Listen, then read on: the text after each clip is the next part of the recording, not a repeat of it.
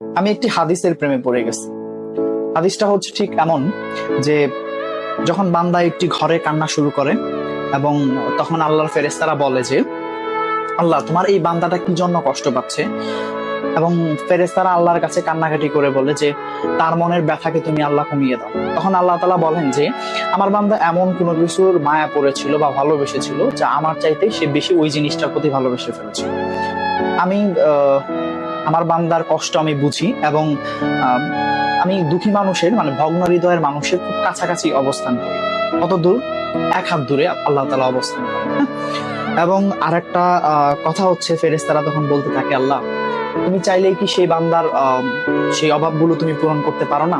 তখন আল্লাহ তাআলা বলেন যে আমি ওয়াদা করতেছি আমার বান্দা যে জিনিসটা তার জীবন থেকে হারিয়েছে তার চাইতে অধিক উত্তম জিনিস আমি তাকে দিব, যা দেখে পৃথিবীর মানুষ বিস্মিত হবে।